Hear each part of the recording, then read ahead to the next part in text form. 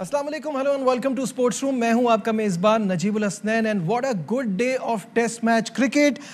इस वक्त पाकिस्तान का स्कोर 73 और कोई खिलाड़ी आउट नहीं है और this is what we talked about yesterday, positive mindset. आज ऐसा लग रहा है कि पाकिस्तान टीम एक पॉजिटिव माइंडसेट के साथ खेल रही है और बहुत अभी डिबेट चलेगी कि क्या ये सही टाइम था ऑस्ट्रेलिया को डिक्लेयर करने के लिए, क्योंकि अभी काफ़ी वक्त बाकी था। अगर वो 400 तक ले जाते तो शायद थोड़ा और प्रेशर आता, but good for us, good for Pakistan team. 351 run का टारगेट है और जैसे कि मैंने आपको बताया कि कुछ देर पहले तक का स्कोर है 73 और कोई खिलाड़ी आउट नहीं है और आज के दिन का खेल भी अपने इख्तिताम को पहुंच चुका है। साथ साथ बात करनी होगी यहाँ उस्मान ख्वाजा की, जिन्होंने बड़ी शानदार सेंचुरी स्कोर की, 2 सेंचुरियाँ, 2 बार 90s। बहुत ज़्यादा फ़ायदा उठा रहे हैं वो इन कंडीशंस का और बड़ा मज़ा आ रहा है उनको इस पाकिस्तान के टूर पे। इस पर हम बात करेंगे और मज़ीद चीज़ें भी प्रोग्राम में शामिल करेंगे। लेकिन चांसेस मिस हुए, कहीं विकेट ली तो नो बॉल हो गई, तो उस जगह पे थोड़े से अनलकी रहे, लेकिन एट द एंड अभी बड़ी ज़बरदस्त पोजीशन हो गई इस मैच की। कल के दिन बहुत अच्छी क्रिकेट खेलनी और क्रिकेट पे तो हम बात करेंगे।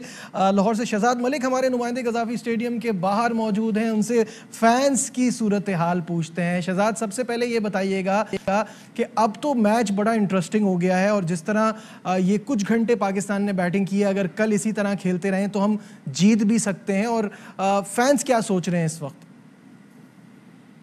जी नजीब, बिल्कुल। मैंने जिस तरह के कल भी आपके प्रोग्राम में जिक्र किया था कि एक तो ये 13 साल के बाद कज़ाफ़ी स्टेडियम को मेज़बानी मिली है किसी टेस्ट मैच की, और पहले जो है वो शायकीन इतनी टेस्ट मैच में दिलचस्पी नहीं थे लेते, और इस मरतबा जो 13 साल के बाद मिली है मेज़बानी, तो शायकीन का जोशो खरोश तो है देखने वाला है और काफ़ी शायकीन इंजॉय कर रहे हैं और ख्वाहिश का इज़हार कर रहे हैं कि वो टेस्ट मैच आकर देखें। और जिस तरह के आपने आगाह किया कि टेस्ट मैच अब फैसला कुन मराहल में दाखिल हो गया और बड़ा इंटरेस्टिंग हो गया है, और कल आखिरी और 5वां रोज़ है और शायकीन जो हैं वो कल भी आएंगे और अपनी टीम को जो है वो बकअप करेंगे। उसके साथ साथ कल 30वीं सालगिरह है 1992 वर्ल्ड कप की और 25 मार्च है, और कल वर्ल्ड कप की ट्रॉफी भी कज़ाफ़ी स्टेडियम में लाई जाएगी।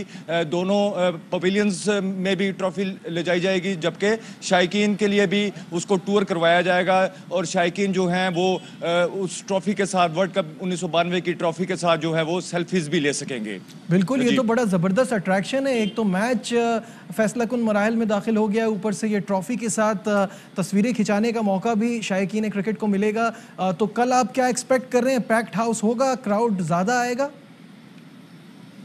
जी हाँ, बिल्कुल क्राउड ज़्यादा आएगा, क्योंकि कल गुज़िश्ता रोज़ जो है वो 23 मार्च था, छुट्टी थी, इस वजह से बहुत ज़्यादा क्राउड आया था। लेकिन कल भी हम एक्सपेक्ट कर रहे हैं कि कल भी क्राउड आएगा, और क्योंकि कल जुमे का रोज़ है और कई जगह पे हाफ डे भी होता है, तो शायकीन का जो है वो काफ़ी जोशो खरोश है और उम्मीद यही की जा रही है कि शायकीन जो है वो कल भी पाकिस्तान को बकअप करने के लिए वो ज़रूर आएंगे। ठीक है, बहुत शुक्रिया शहजाद मलिक, नुमाइंदे हमारे साथ थे और इस लाहौर टेस्ट के हवाले से हमें अपडेट कर रहे थे, फैंस के हवाले से अपडेट कर रहे थे। मैच की तरफ वापस बढ़ते हुए बात करेंगे डेविड वार्नर की, जो कि मैच के दौरान बार बार डेंजर एरिया पर आ रहे थे, जिसकी वजह से एम्पायर ने उनको वॉर्न भी किया। थोड़ी सी बात अब करेंगे उस्मान ख्वाजा की। Usman Khawaja is having the time of his life. वो पाकिस्तान में बहुत इंजॉय कर रहे हैं। मैंने शुरू में बताया 2 90s के स्कोर, जहां वो अनलकी रहे, अपनी सेंचुरी नहीं बना पाए, और 2 सेंचुरियां की हैं ओवरऑल। अब तक वो 5 इनिंग में 496 रन्स बना चुके हैं। यहाँ वक्त हो गया एक छोटे से कमर्शियल ब्रेक का, कहीं मत जाइएगा, विल बी राइट बैक।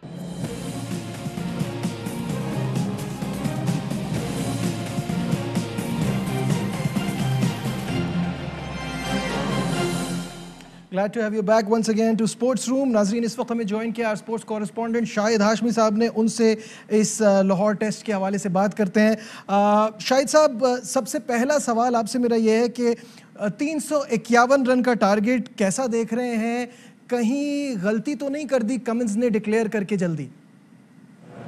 कशमकश रहेगी। आखिरी दिन, 5वां दिन बड़ा इंटरेस्टिंग होगा और बड़ा एक बोल्ड डिक्लेरेशन किया पैट कमिंस ने। मेरे हिसाब से कोई 50 रन उन्होंने कम पहले डिक्लेयर कर दिया। शायद उनके जहन में ये बात होगी कि 170 प्लस ओवर्स पाकिस्तान ने खेलकर कराची में टेस्ट मैच ड्रॉ किया था, तो थोड़ा सा जल्दी डिक्लेयर करके पाकिस्तान को एक ऐसा बोल्ड टारगेट दिया जाए जिसके पाकिस्तान पीछे जाए। 351 रन के टारगेट के पीछे जाएगा पाकिस्तान। शायद 400 सवा 400 का टारगेट होता तो पाकिस्तान उसी तरह खेलता जिस तरह कराची में खेला था।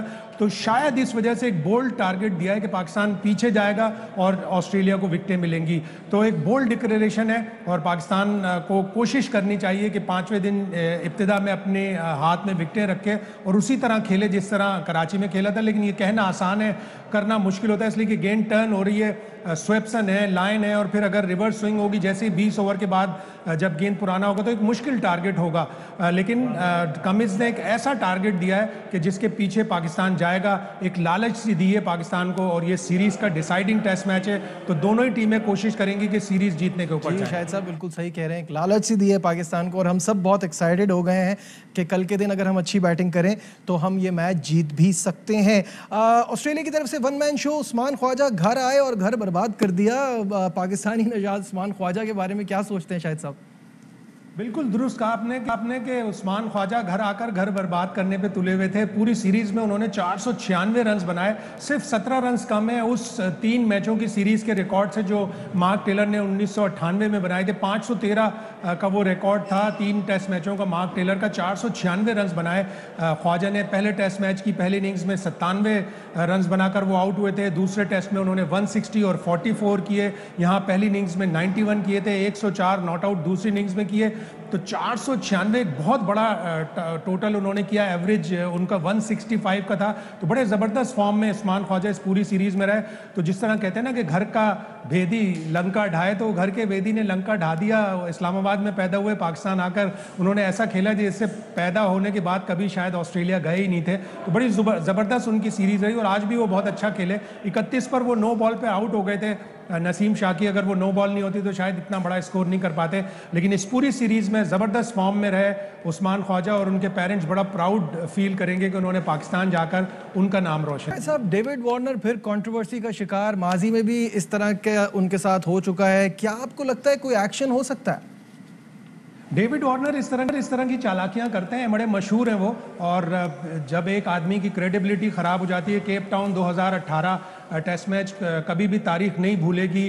वो और स्टीवन स्मिथ पूरी तरह इन्वॉल्व थे बॉल टैंपरिंग में। उन्होंने बार बार इशारे किए बैनक्रॉफ्ट को कि इस तरह बॉल टैंपर करनी है। तो जब एक आदमी की रेपुटेशन ख़राब हो जाती है तो बार बार उसके ऊपर इस तरह के इल्ज़ाम लगते हैं। वार्नर जब डिफेंसिव शॉट खेल रहे थे तो वो आगे कदम लेके आ रहे थे जिससे पिच ख़राब हो रही थी। वो डेंजर एरिया में जा रहे थे और वो वैसे ही ऑलरेडी क्रीज से बाहर निकलकर स्टांस उन्होंने लिया हुआ था। तो वो डैमेज कर रहे थे उस डेंजर जोन को, जिसकी वजह से वहाँ से फिर बॉल टर्न होती, क्रैक्स पड़ते। तो अलीम डार ने अंपायर एहसन रजा की तवज्जो उस जानिब मबजूल कराई और एहसन रजा ने भी उससे एग्री किया कि हाँ वो डेंजर जोन में जा रहे हैं। दोनों अंपायर उनके पास गए, बड़ा गुस्से में आ गए थे डेविड वार्नर। उन्होंने अपने ग्लव्स भी उतार लिए, हेलमेट भी उतार लिया, लेकिन अंपायर का फाइनल वर्ड होता है। बाबर आजम भी आए, बाबर आजम ने भी बीच में आके वार्नर को निशानदेही की कि आप पिच की तरफ आगे जा रहे हैं। तो वार्नर ने चालाकी दिखाने की कोशिश की थी, लेकिन अच्छा हुआ कि अंपायरों ने उसका नोटिस लिया और नोटिस लेकर उनको बताया कि आप इस डेंजर जोन में जा रहे हैं। वार्निंग कोई भी ऑफिशियल नहीं दी, लेकिन डेविड वार्नर बड़े अजीब से एनिमेटेड से स्टाइल से बहस कर रहे थे अंपायर से। लेकिन फाइनली जब बाबर आजम भी आए, बाबर आजम ने भी उनकी तवज्जो उस जानिब मबजूल कराई, तो हंस के उन्होंने टाल दिया जैसे कुछ हुआ ही नहीं। लेकिन वाकई उन्होंने अपने स्टांस में क्रीज में आगे खड़े हो रहे थे और वो बार बार उस एरिया की तरफ भाग रहे थे जिससे पिच डैमेज होने का खतरा था। अंपायर्स ने उनको फौरन रोक दिया। शानदार अंपायरिंग एहसन रजा की भी और अलीम डार। ठीक है, बहुत बहुत शुक्रिया। शाहिद हाशमी साहब हमारे साथ थे और तमाम चीज़ों पर, इंपॉर्टेंट इश्यूज़ पर बात कर रहे थे इस टेस्ट मैच के हवाले से। मेंस क्रिकेट से चलते हैं वुमेंस क्रिकेट की तरफ और वर्ल्ड कप में जो मायूसकुन कारकर्दगी का सिलसिला है वो जारी है। 5वें मैच में इंग्लैंड के खिलाफ भी हमारी वुमेंस टीम को शिकस्त का सामना करना पड़ा। 106 रन का हदफ बाआसानी 20वें ओवर में इंग्लैंड की टीम ने मुकम्मल कर लिया। पाकिस्तान की बैटिंग की बात की जाए तो 8 खिलाड़ी डबल फिगर्स में भी दाखिल ना हो पाए। इससे पहले भारत, जनूबी अफ्रीका, ऑस्ट्रेलिया, बांग्लादेश सबसे हमें शिकस्त का सामना रहा है। इस पर बात करने के लिए फॉर्मर वुमेन्स क्रिकेटर बतूल फातिमा हमारे साथ हैं। बतूल, अस्सलाम वालेकुम। बतूल, सबसे पहला सवाल मेरा ये है कि क्यों वर्ल्ड कप में ही हमारी इतनी ख़राब परफॉर्मेंस रहती है? 29 ओवरऑल, 26 में हम हारे हैं, क्या कहेंगी? जी बिल्कुल, आप इससे अंदाज़ा लगा लें कि हमारे अंदर जो है वो अभी कितनी कमी मौजूद है कि हम इस तरह के मेगा वर्ल्ड कप जैसे इवेंट में जो है वो नाक़िस कारकर्दगी जो है वो दिखाते हैं। आप इससे अंदाज़ा लगा लें, वेस्ट इंडीज़ के खिलाफ होने वाले मैच में जो हमारी फतह थी वो हमारी सोचें कि 13 साल बाद वर्ल्ड कप में हमारी दूसरी फतह थी।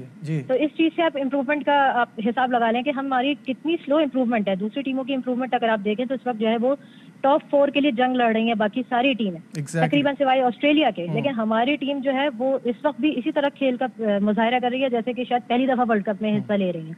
आप बांग्लादेश की टीम को देखें कि वो उसने कितना वक्त डाला है, दूसरी बाकी अच्छी टीमों को कितनी आसानी से उनको जीतने नहीं दे रही। लेकिन हम जो है वो शुरू से जिस चीज पे लैग करते आ रहे हैं वो हमारी बैटिंग है, और अभी तक हम उस चीज पे जो है ना ओवरकम नहीं कर सके। हम अपनी बैटिंग से ही ज्यादातर मैचेस हार रहे हैं। अच्छा बतूल, ये बताइएगा कि कहते हुए भी अजीब सा लगता है कि ये हमारी नाक़िस कारकर्दगी है, क्योंकि हम 2009 के बाद तो पहली बार इसमें कोई मैच जीते हैं, तो ओवरऑल हम बहुत लंबे अरसे से खराब खेल रहे हैं। जी बिल्कुल, जाहिर सी बात है कि क्योंकि वही बात कर रहे हैं कि जो हमारी गलतियां हैं, हम अगर हमारी सबसे बड़ी गलती क्या है कि हम अगर कोई किसी इवेंट में एक मैच जीत जाते हैं हम उसका बहुत जश्न मनाने लगते हैं, और बाकी जो हमारे मैचेस हारे होते हैं हम उनकी गलतियों को बिल्कुल भुला देते हैं। जबकि ये सबसे बड़ी गलती है कि जो हमारे बाकी मैचेस हैं उनको हमें नजर में रखना चाहिए और वापस जाके हमें उसकी अच्छी सी प्रिपरेशन करनी चाहिए। हम फिर सेम गलतियां जो है वही हमें नेक्स्ट टूर्नामेंट में हमें नजर आ रही होती हैं। आप देख सकते हैं कि पिछले चंद सालों से हमारी यही डॉट बॉल्स हमें लेके जो है वो डूब रही हैं, और इसके अलावा जो हमारी बैटिंग के जो है। ठीक है, बहुत बहुत शुक्रिया बतूल हमारे साथ थी, और उनका ये कहना था and I agree with her कि हम छोटी सी हमने अपना जो गोल है वो बड़ा छोटा सेट किया हुआ है। छोटी सी खुशियों में खुश हो जाते हैं और इम्प्रूवमेंट नहीं आती विमेंस क्रिकेट में, तो वो उस पर गौर करना होगा। आज के प्रोग्राम में बस इतना ही। दीजिए अपने मेज़बान नजीबुल हसनैन को इजाज़त। अपना बहुत ख्याल रखिए। अल्लाह हाफिज़। अहम तरीन खबरें अब एक क्लिक की दूरी पर। आपके पसंदीदा टॉक शोज हों या अहम मुल्की या गैर मुल्की शख्सियात की न्यूज कॉन्फ्रेंसेस, हर लम्हा बाखबर रहने के लिए सब्सक्राइब करें हमारा YouTube चैनल।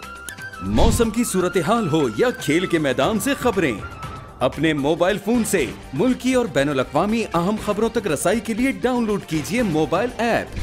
बावसूख ज़राए से मुसद्दिका खबरों, तज्ज़ियों और तबसरों से मुस्तफ़ीद होने के लिए विजिट कीजिए पाकिस्तान की सबसे बड़ी न्यूज वेबसाइट www.arYnews.tv।